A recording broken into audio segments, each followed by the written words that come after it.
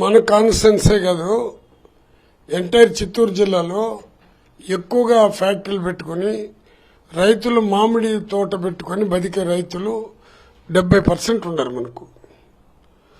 ఈ చంద్రబాబు నాయుడు నే రైతు బాంధవుడని ఎప్పుడు చెప్పినా ఆయన 3 పర్యాలు కాదు 30 పర్యాలు ముఖ్యమంత్రి అయినా ఆయన వచ్చినప్పుడు కరువు వస్తుంది. రైతుల యొక్క వెన్నుపోటు అంటే ఎన్టీ రామారావు పోసిన వెన్నుపోటు కాదు, ప్రజలకు వెన్నుపోటు పోసి రైతులకు వెన్నుపోటు పోడ్చే కార్యక్రమం మేనిఫెస్టోతో ప్రజల్ని ఆమరుస్తాడు. వచ్చినాక వెన్నుపోటు పోడ్చే కార్యక్రమాలు చేస్తారు. మరి మామిడి చెట్లు రైతులు ఇక్కడ ఎక్కువ కూడా చంద్రబాబు నాయుడు సామాజిక వర్గానికి అని చెప్తే నువ్వు కులాన్ని రెచ్చగొట్టినావని నా పైన పడతారు. ఉన్నది వాస్తవాలు చెప్పాలంటే 50% నాయుళ్లే ఉండరు. వాళ్ళు ఎప్పుడు కూడా సంతోషంగా అన్ని కాంగ్రెస్ ప్రభుత్వంలో కూడా ఇంత ఘోరంగా వాళ్ళు ఎప్పుడు ఫీల్ కాల. ఈరోజు అన్ని రైతు అంటేనే ఆయన కులం ఉండదు, మతం ఉండదు, పార్టీ ఉండదు. రైతుకు వచ్చిన ఇన్కమ్ ఓన్లీ పొలాల పైన వస్తుంది. దాన్ని రైతు పెళ్లిళ్ళకు గాను సావులకు గాను బిడ్డలు చదివించేదానికి కానీ అప్పుల పాలయ్యి కూడా అమ్ముకునే పరిస్థితి వస్తూ ఉండదు. వారు పండించిన పంటలకి గిట్టుబాటు ధర లేకపోతే ఇప్పటికే ఎంతమంది చనిపోతున్నారో మీరు చూడండి. మామిడి చెట్లు మామిడి కాయ లాంటి దానికి ఒక రేట్లు పెట్టినారు. 14 నుంచి 19 వరకు రైతులు ఎంత దెబ్బతిన్నారో చూసినటువంటి జగన్మోహన్ రెడ్డి గారు ప్రత్యేకించి మామిడి రైతుల కోసం ఒక స్కీమ్ మాదిరిగా పెట్టి 15 నుంచి 27 వేల వరకు వాళ్ళు గిట్టుబాటు ధర ఇచ్చేటట్టు ఏర్పాటు చేశాడు. అది 19 నుంచి 24 సంవత్సరాల వరకు అటు జరిగింది. మళ్లీ చంద్రబాబు నాయుడు వచ్చి ఏం మాట్లాడతాడంటే ఎప్పుడు వచ్చినా రైతులకు అన్యాయం జరిగిపోయింది, రైతులకు కరెంటుకి ఇది అదేందో దాన్ని పెట్టేసినారు, దీన్ని పెట్టేసినారు కాబట్టి రైతులు దెబ్బతినేసినారు. నేను వచ్చితే రైతులకి 24,000 ఇస్తాను సంవత్సరానికి.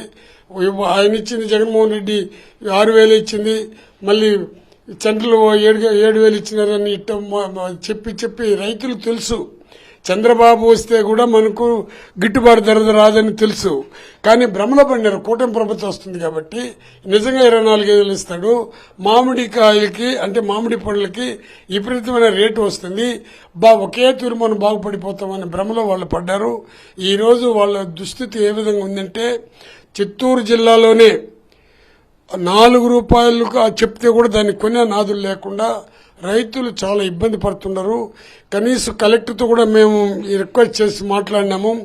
కలెక్టర్ గారు ఏ విధంగా అంటారంటే కలెక్టర్ చేయాలనుకుంటే కూడా ఆయన చేతులు కట్టేస్తున్నారు. కనీసం ఒక 15 రూపాయలైనా జ్యూస్ ఫ్యాక్టరీలతో వాళ్ళకి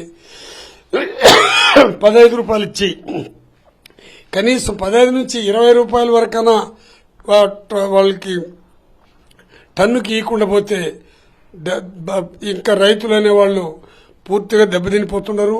ప్రతి రైతు కూడా మామిడి తోటని నరుక్కోవాలా, మామిడి తోటని పూర్తిగా తీసేవాళ్ళనే దృక్పథంతో వాళ్ళు ముందుకు వస్తున్నారు. వచ్చే సంవత్సరానికి ఇదే పరిస్థితి పోతే మామిడి తోటలు ఒకటి కూడా ఉండదేమో అనిపిస్తున్నది నాకు. వాళ్ళని ఆదుకోవాలంటే వెంటనే చంద్రబాబు నాయుడు ఆయన కూడా రైతు అంటున్నాడు, ఆయన కూడా మామిడి తోటలు ఉండదు. చిత్తూరు జిల్లాలో ప్రతి ఒక్క రైతు కులాలు మతాలు పార్టీకి లేకుండా రైతు బతకాలా.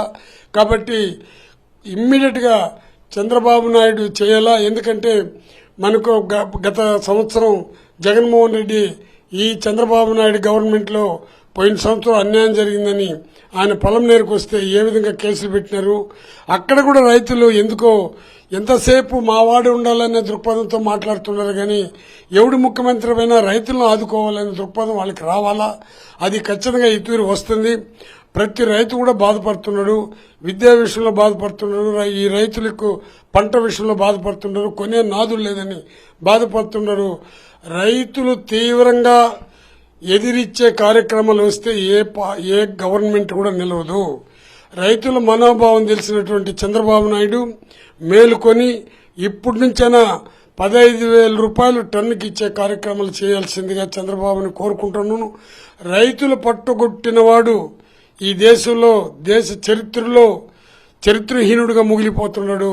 నువ్వు చరిత్రహీనుడిగా మిగిలిపోవాలంటే రైతులకి పొట్టగొట్టు, లేదా రైతులను ఆదుకోవాలంటే రేపటి నుంచి వెంటనే 15,000 రూపాయల నుంచి ఈ టన్నుని కొనుక్కునే కార్యక్రమాలు చేసి కొనే పంటని నువ్వే పూర్తిగా రైతులను ఆదుకునేదానికి ప్రభుత్వం ద్వారా కొని ఈ ఫ్యాక్టరీలు కూడా సప్లై చేయాల్సిందిగా చంద్రబాబుని నేను కోరుతున్నా.